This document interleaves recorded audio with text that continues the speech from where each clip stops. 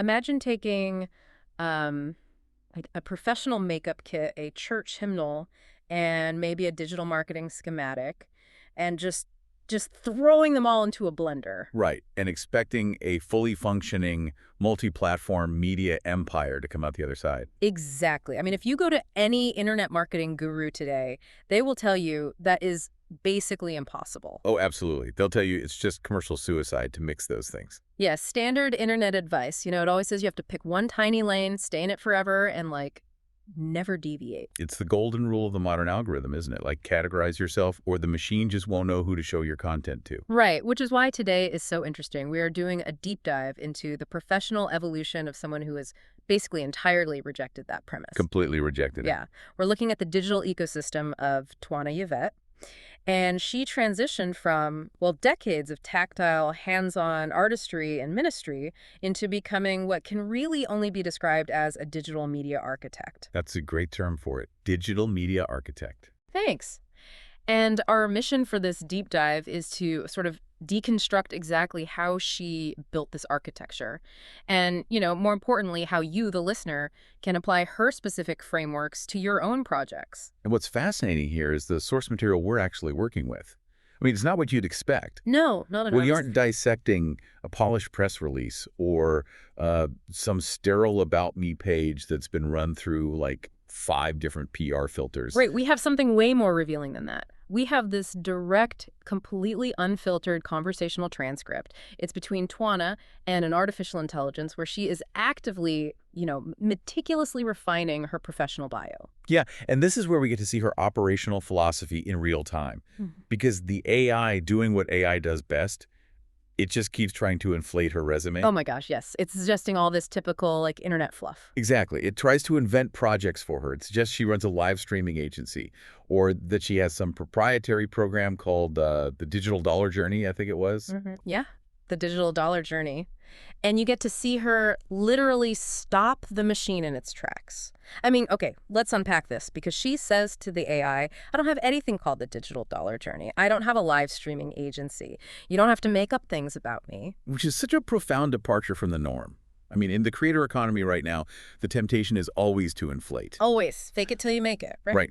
If a generative AI hands you a bio that makes you sound like the CEO of some massive multinational agency, I mean, 99% of people would just shrug and say, sure, let's go with that. Sounds great. Print it. Exactly. But she absolutely refuses. I do want to push back on that for a second, though, just to play devil's advocate here. Fred. Why not let the AI optimize the bio?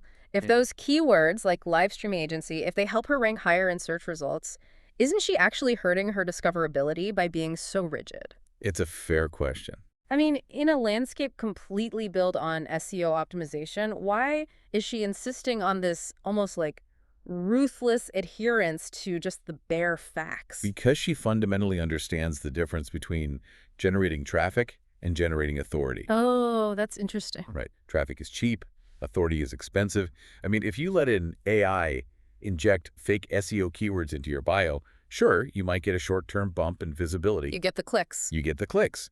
But the moment a user clicks through and realizes, wait, you don't actually run a live streaming agency, your trust goes to zero. Yeah, you instantly lose them. Exactly. And Twanna's entire ecosystem is built on a foundation of professional integrity. Her authority literally comes from the truth. She forces the AI to stick exclusively to her verified digital footprint, like her actual websites or actual resources. So it's basically a masterclass in establishing offline credibility in an online space. Precisely. So to really understand why she values that foundational truth over, cheap vanity metrics, we have to rewind a bit. We do. Yeah. We have to look at the massive amount of offline expertise she accumulated before she ever started, typing URLs. Yeah, because she is definitely not someone who just bought a ring light during the pandemic and decided to become an influencer.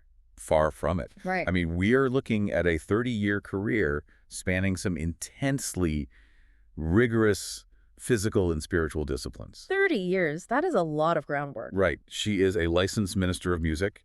She is a former professional cosmetologist. She's a certified makeup artist.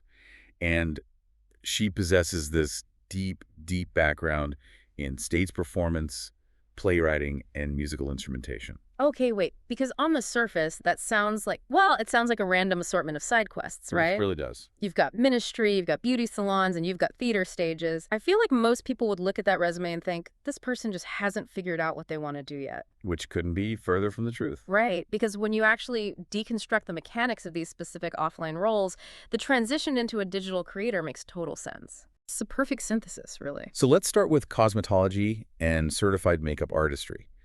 How in the world does cutting hair or applying makeup translate to digital architecture? Well, it translates through the mechanics of aesthetic precision and essentially client translation. Think about what a cosmetologist actually does on a day-to-day basis. Okay. A client sits in their chair and gives them this highly abstract concept. They say, I want to look sophisticated, or, I want something edgy. Which means something completely different to everyone. Exactly. It is entirely subjective. Hmm. The cosmetologist has to take that abstract emotion and translate it into physical geometry. Oh, wow. Physical geometry. Yeah, they have to understand the chemistry of color processing, the structural angles of a haircut, the spatial balance of facial features. So they are essentially like project managers for a physical transformation. That is exactly what they are. You are managing the client's expectations, you are managing a strict timeline, and you are working with raw materials to produce a highly elegant, finished product. And I guess the feedback loop there is pretty intense. It is immediate and undeniable. You cannot fake a good haircut. No, you definitely cannot. I've tried. It doesn't work. Right. You can't fake flawless makeup application. Either you executed the structural geometry correctly or you didn't. Okay, I see where you're going with this. When you are operating in the digital world, like building websites, designing digital workbooks, creating video thumbnails, it's the exact same translation engine. It is. When Twanna designs a digital product, she is applying the exact same spatial awareness and color theory she used in the salon. Which explains why her brand database is so fiercely protected in the sources. Exactly. The sources note she maintains a very, very specific visual language. It's pale pinks, metallic silver, and platinum finishes, and these diamond or Swarovski textures. That color palette absolutely screams high-end salon. It does. It communicates this premium, high society aesthetic, and she implements this visual language across all her promotional graphics and thumbnails because she fundamentally understands something crucial. What's that? She understands that your digital UI, your user interface, is your storefront. If your visual identity is chaotic, the user just automatically assumes your information is chaotic. Oh, that makes so much sense. So she applies the rigorous aesthetic standards of a certified makeup artist to the actual wireframing of her digital platforms. Precisely. Okay, so that makes perfect sense for the visual side of things. But what about the auditory and narrative side? I mean, she was a licensed minister of music, a playwright, and a stage performer. Those are distinctly different disciplines from cosmetology. There are different disciplines, but they provide the missing half of the digital creator equation. How so? Well, if cosmetology gives her the aesthetic UI, the ministry and stage performance give her the structural UX, the user experience. Okay, let's dig into that. How does being a minister of music help you build a better digital resource? Think about it like this. A minister of music doesn't just play notes on a page, right? They manage the emotional state of an entire room. Oh, that's very true. They have to understand pacing, rhythm, and tension. If a congregation's energy starts to dip, the minister of music has to modulate. They have to feel the room. Exactly. They have to know when to speed up the tempo to inspire people and when to slow it down to allow for, introspection. They are literally guiding a large group of people through a psychological and spiritual arc in real time. And as a playwright, you're doing the exact same thing with narrative structure. Right. You have to figure out how to move an audience from point A to point B over a 2-hour period without them, checking their watches. Yeah, without them getting bored and pulling out their phones. And think about the pressure of the stage. Live performance, live ministry. There is no edit button. Oh, man. Yeah, no second takes. If you lose the audience, you have to win them back immediately. You have to be hyper aware. But wait, a digital audience isn't a live room. If I'm watching a YouTube video or reading a digital workbook, it's completely asynchronous. The creator isn't there to read my body language. So how does that live stage skill actually transfer to something like a PDF or a pre-recorded video? It transfers directly into the pacing of the content. Right. Yeah. Look, a creator without stage experience might make a 20-minute video that is just a flat monologue of facts. Which is painful to watch. Right. It's exhausting. But a creator with stage experience, like Twanna, instinctively knows where the viewer will get fatigued. Ah, I see. She knows exactly when to inject a pattern interrupt, when to alter the audio cadence, and how to structure a digital workbook so the user feels a sense of, like, narrative momentum rather than just exhaustion. So she maps the energetic flow of the digital product the exact same way she would map a Sunday service or a theatrical production. Exactly. She anticipates the drive and attention and builds in the remedy beforehand. That is a phenomenal way to look at it. It reminds me of how software is built. Most content creators out there are just giving you the final output screen. They show you the finished app, the entertaining video, the shiny end result. But they don't know how it works underneath. Right. But Twanna's background means she actually understands the open source code. It's like my master architect analogy. Right. She didn't just go to school to study blueprints. She actually spent decades on the construction site. Yes. Laying the bricks, mixing the mortar, wiring the electrical, painting the trim herself. Yeah, she knows what the building actually feels like when you push on the walls. And that lived experience, that tactile, real-world grit, is what separates her from the sheer volume of theorists currently flooding the digital market. Oh, the theorists. Yes. We are so saturated with people who read, a few Wikipedia pages, took a weekend seminar, and suddenly branded themselves as experts.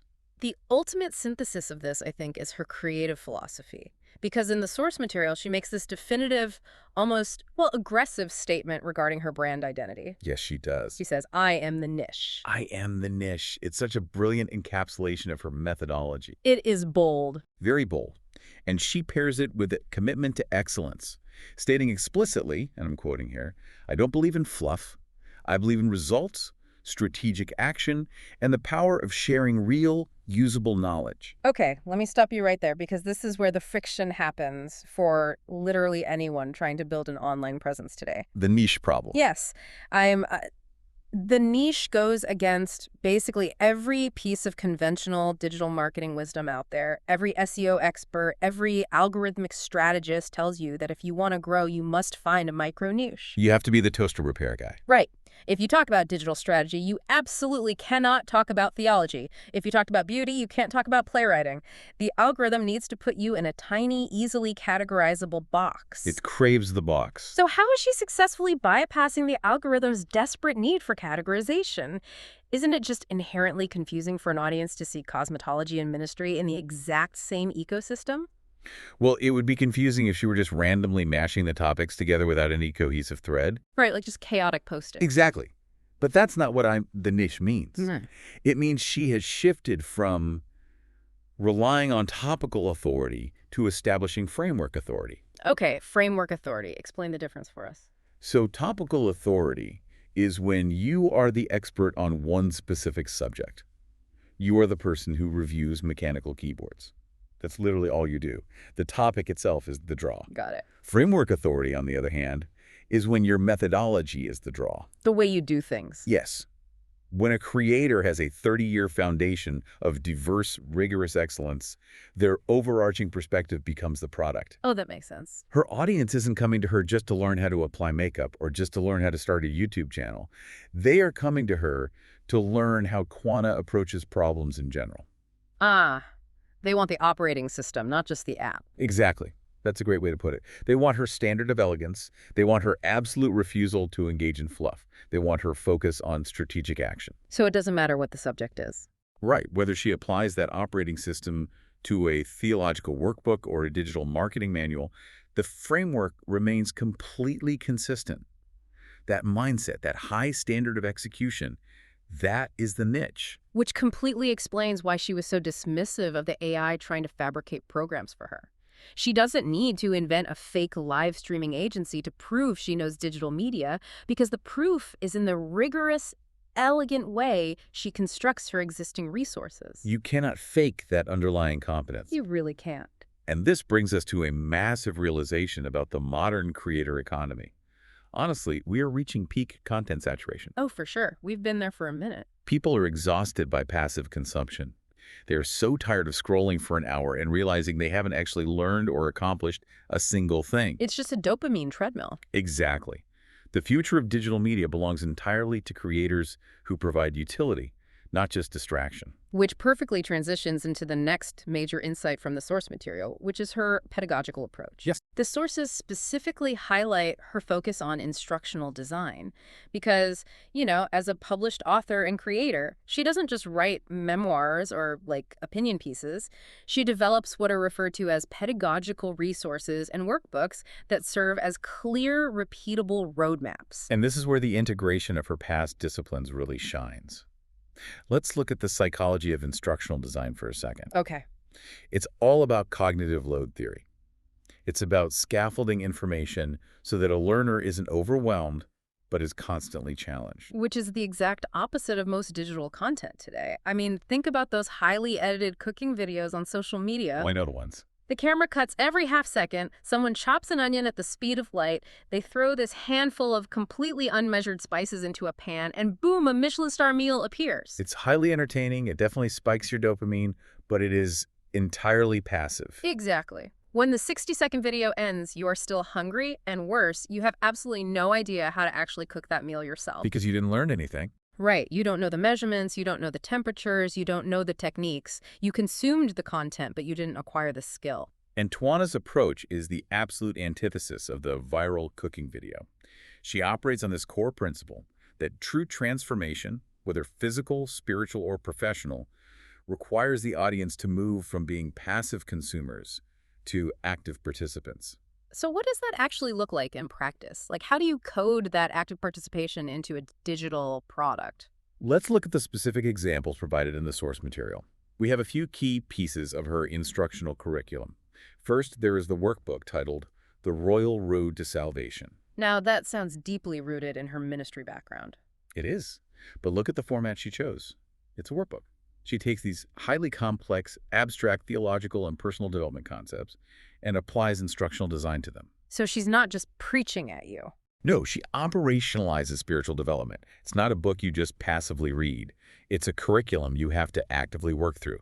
It forces you to write, to reflect, to engage. You literally have to fill in the blanks. And then, on what seems like the complete opposite end of the spectrum, we have a resource called the YouTube formula.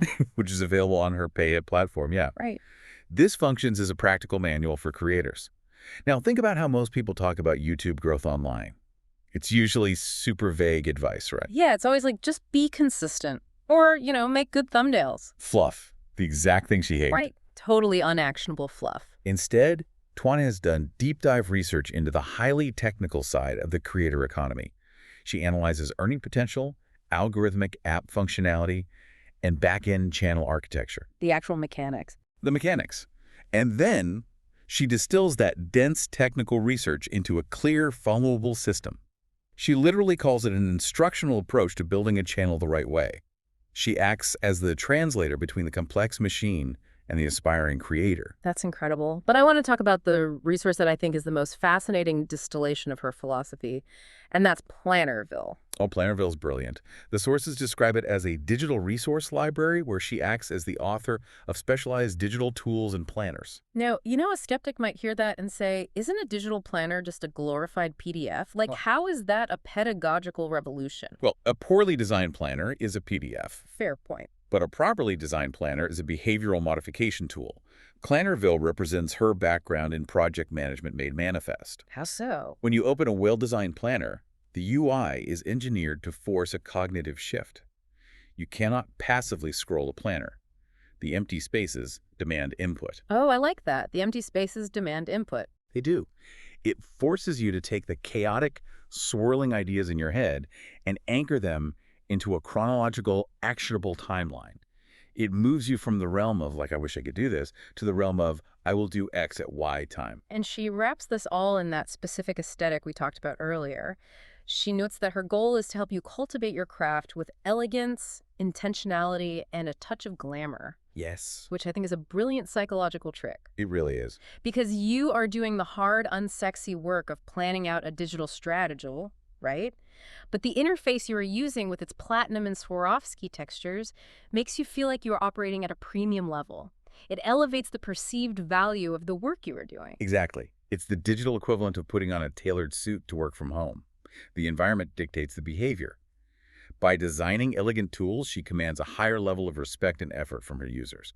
So we have this massive, complex ecosystem. We have ministry workbooks, YouTube formulas, high-end digital planners, all built on this crazy foundation of professional cosmetology and stage performance. It's a lot to take in. It is. If I am a new follower or a new creator trying to utilize her resources, it honestly sounds a bit overwhelming. Like, where do I even start? Well, the source material is incredibly helpful here because Twanna explicitly verified her exact digital footprint. She basically mapped the architecture for us. Which is so rare. Usually you have to dig around for this stuff. Right, and navigating her ecosystem requires understanding the specific utility of each hub because she has designed a very deliberate conversion funnel. Okay, let's break down that funnel for the listener because honestly, understanding how she routes traffic is a lesson in itself. Exactly. So, at the center of everything, the main headquarters, is her official website. It's thetwannayivet.wixsite.com/Twanna. And note that Twanna is spelled with an apostrophe and a lowercase v. Right, the apostrophe is key, so this is the anchor. If all the social media platforms disappear tomorrow, this is the piece of digital real estate she actually owns. It's her professional portfolio. Right. Now, from a user journey perspective, the top of her funnel, where most people will first encounter her, is her YouTube channel. That's youtube.com/Twanna. So what is the specific utility of the YouTube channel? Like, why should someone go there first? The YouTube channel is where she produces content that demystifies the technical side of the creator economy. This is your macro strategy zone. Okay, macro strategy. It's where you go to consume high-value, deep-dive research into how these platforms actually function. You go there for the paradigm shifts. Yeah. It's free, it's accessible, and it establishes her framework authority. And complementing that video strategy is her audio presence, the podcast and radio hub. Yes, which is hosted on her Wix site, Spotify, and a platform called TalkShoe. Okay, so how is the audio different from the video? The audio content serves a slightly different psychological purpose. Think about it. Video requires your full attention, right? You have to sit and watch a screen. Yeah, you have to be fully engaged visually. But audio is intimate. It's in your ears while you commute or while you work. Her approach here focuses on rhythmic, soulful, and professional audio branding. It's designed to deliver consistent, daily inspiration and ongoing education. So it's more about keeping her framework top of mind for her audience rather than the deep technical breakdown? Exactly. It builds the relationship. Okay, so YouTube and the podcasts are the top of the funnel. That's where you get educated and inspired. But inspiration without execution is basically just entertainment. Pretty much. So where is the execution zone? That is the PayHip digital bookstore.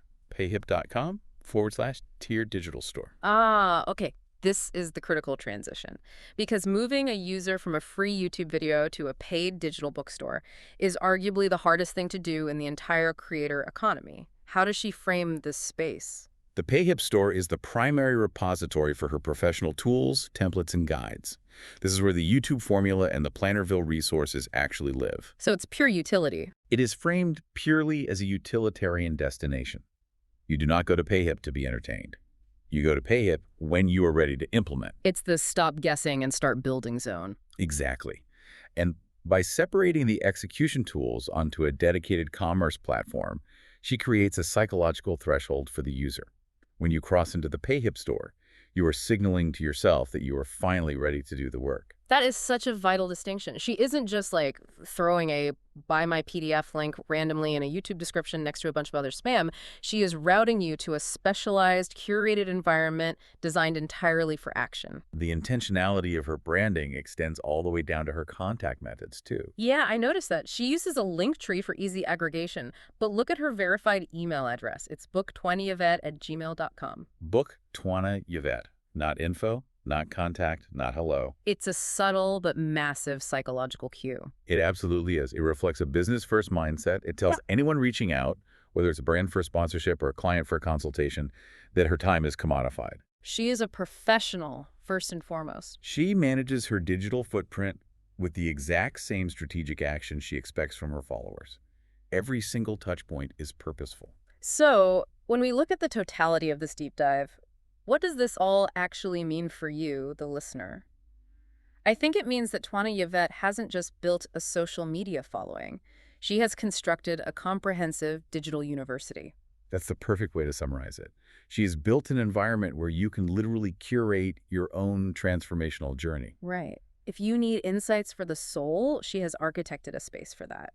If you need practical, no-nonsense systems for digital independence, she has meticulously designed the blueprints for you to follow. But, as with all true pedagogical systems, she only provides the blueprint. You're the one who has to clock in. Yeah, she won't do it for you. You have to open the planner, pick up the pen, and do the work. Her journey is the ultimate testament to the power of integration. She didn't leave her past behind when she logged on long. She leveraged it. Which leaves us with a critical, maybe even provocative question for you to explore on your own. Because we've spent, this whole deep dive meticulously deconstructing Twanna's resume. Right. I want you to apply that exact same rigorous deconstruction to your own history. Oh, that's a great exercise. Look at your resume. Look at the jobs you've had that you think are completely irrelevant to your current goals. Like maybe you spent 5 years in retail management dealing with angry customers and broken supply chains, and now you want to be a software developer. And you probably think you should hide that retail experience. Exactly. Leave Yeah. it off LinkedIn. But what if the conflict resolution, the inventory logic, and the high-stress crisis management you learned in retail are the exact psychological frameworks that will make you a better, more empathetic software developer than someone who only ever stared at code? It's all about how you frame the raw materials of your past. Yes. So start viewing your past as a series of disconnected random events. What if that weird, messy combination of discarded experiences is actually the proprietary raw material you need to build your own unique digital architecture? It's what makes you unique. Stop hiding your varied past, integrate it, refine it, and use it to declare, just like Twanna Yvette, I am the niche.